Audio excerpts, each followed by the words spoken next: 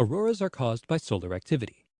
Gusts of solar wind and coronal mass ejections strike Earth's magnetic field, rattling our planet's protective shell of magnetism. This causes charged particles to rain down over the poles, lighting up the atmosphere where they hit. The physics is akin to what happens in the picture tube of a color TV. Incoming particles are guided by Earth's magnetic field to a pair of donut-shaped regions called auroral ovals. There's one around the North Pole and one around the South. Sometimes when solar activity is high, the ovals expand and the space station orbits right through them.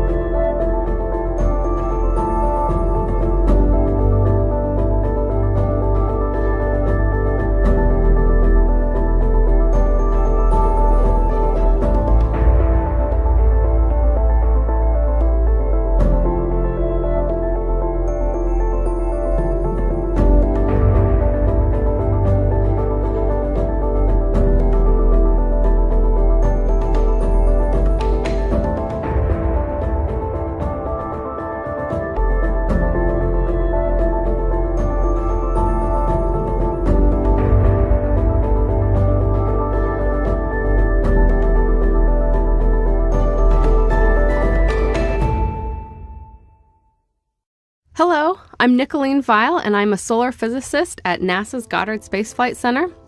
What we're looking at right now is imagery from the Solar Dynamics Observatory.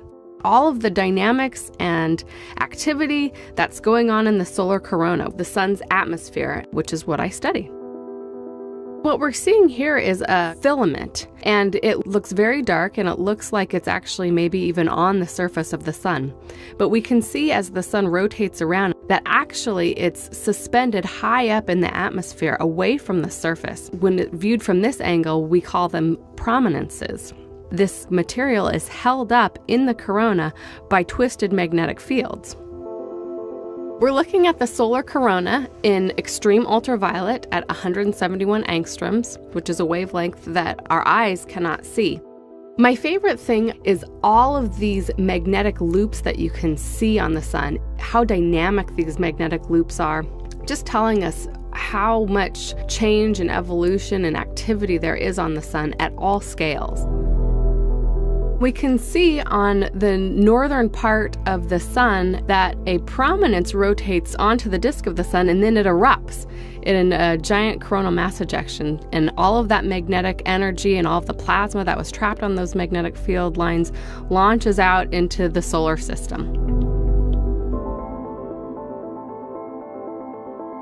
We're watching the sun rotate right now. This is one of the basic features of the sun, and it takes about a month for the sun to rotate fully around and to see the same spot on the sun come back. We're seeing the sun rotate so quickly in this movie because it's time-lapsed.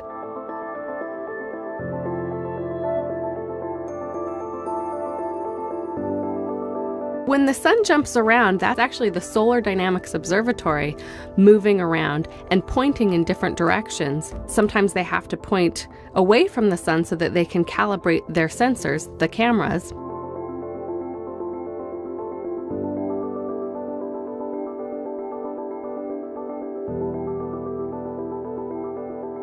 When we see the frames go dark, that's eclipse season, so that's when the Solar Dynamics Observatory, which is orbiting the Earth, goes behind the Earth, and the Earth is between the Solar Dynamics Observatory and the sun, and so the Earth eclipses the images.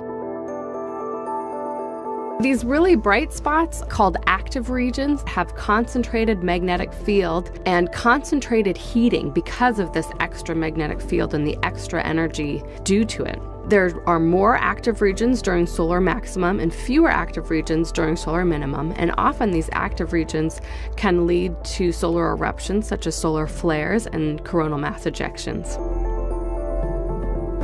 I study the coronal heating problem. That is, why is the solar corona so much hotter than the solar surface below it?